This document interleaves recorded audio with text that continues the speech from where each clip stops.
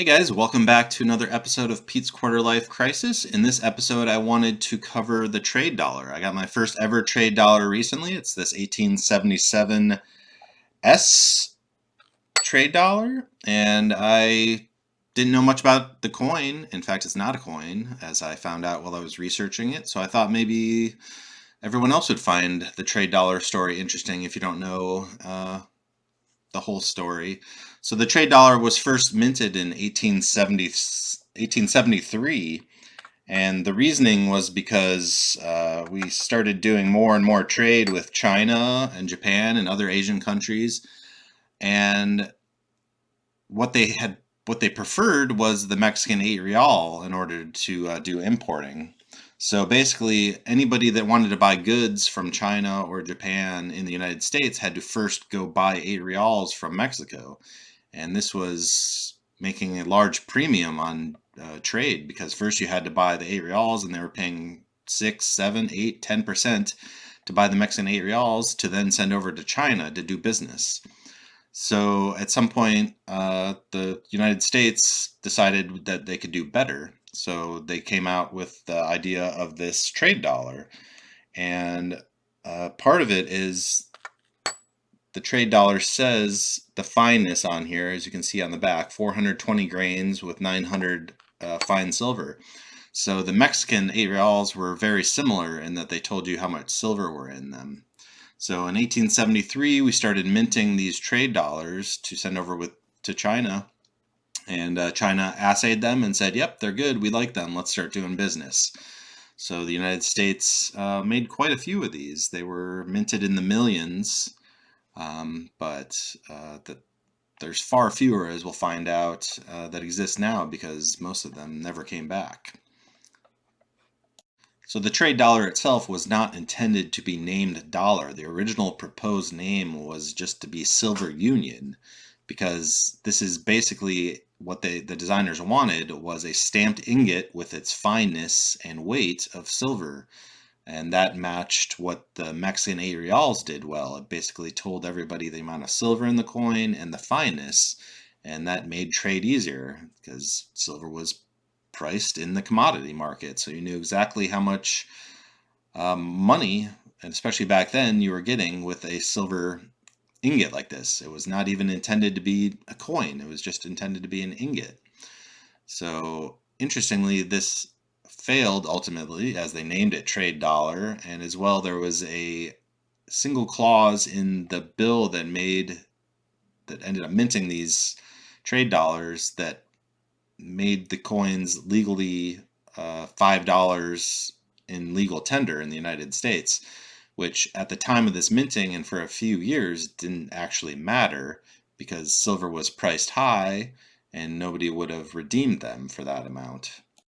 So ultimately, this coin, or ignet as would be more accurate, was a experiment by the United States government to see if we could replace using the 8 reals in trade to make for cheaper trade with China and other Asian countries. And ultimately, this was deemed to be a success because 4 years after its introduction, we received a report from Hong Kong and a couple other foreign banks that the trade dollar was eagerly welcomed and well received. So that basically gave the green light to continue making these silver dollars, which ultimately didn't last that much longer because they were started in 1873 and really finished minting in 1878 when the Morgan dollar was introduced. There were more of these coins minted in years following that, but they were in tiny mintages. I thought it might also be interesting to note what was happening in 1877 when this coin was minted. Uh, it was very much the Wild West still. In fact, it was the year that Billy the Kid killed his first victim, an Arizona blacksmith, F.P. Cahill. The Indian Wars were still happening. There was a battle of Big Hole near Big Hole River in Montana. A small band of Nez Perce Indians refused government orders to move to a reservation, and they had a clash, which is putting it politely, with the United States Army, in which the Army lost 29 soldiers and the Indians lost 89 warriors. So it's interesting to think about what was happening well, this coin was still being minted as well. The very first phone line was installed between Boston and another part of Massachusetts. And Thomas Edison actually announced his invention of the phonograph in 1877. So it's wild to think that all these things were happening, and this coin was being minted, and maybe it got sent to China and returned. Who knows? So this is where it kind of gets interesting from a coin collecting standpoint, even though this technically isn't a coin, but it was a coin because it was accepted as legal tender for a little while. And what interested me in the story is because I've always wondered what happened to all the 8 reals, because I've been collecting them for some time. And I know that millions upon millions of them were minted, but very few are available. There's not a lot even available raw. There's not available many available graded.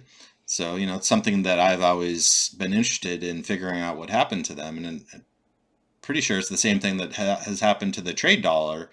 And almost all of them got exported to China for trade, as we can see here in this chart. So 35 million, almost 36 million of the trade dollars were minted. 29.3 million were exported out of the country. And so 2 million were eventually returned by import, a lot of those with chop marks. And ultimately, the U.S. Treasury ended up buying a lot of them back to solve this issue where they were worth $5, but then silver prices were under $5. So ultimately, something around under 1 million of them probably remained to this day, because the majority of that got sent to China that were not returned were melted down for just pure silver. So if we look at the actual grading report from the population report from PCGS, you'll see that the total mintages for these are really small. So in 1873, the total graded examples that we have are 400. The year that I have, 1877S, there's only 3,400 graded examples. So there are not a lot of these coins left in existence. So this is kind of why I find this coin so interesting. There were millions of these minted, but only handfuls remain. So these are the types of coins that I personally find most interesting and like collecting. There aren't, millions of these graded like there are Morgans. So these are hard to come by. I think that at this point they're still underpriced. The example that I have here, I don't really know how to grade it. I'm pretty sure it's been cleaned, as you can see some of the fine lines, but there are so few examples anyway. It's still worth a decent amount of money, maybe $500. I'm thinking that it's probably graded. It would be graded around an AU 55. I could be wrong, but again, it would probably come back cleaned. So anyway, that's pretty much the story of the trade dollar. If you found that interesting, feel free to like the video, and I hope to see you all later. See ya.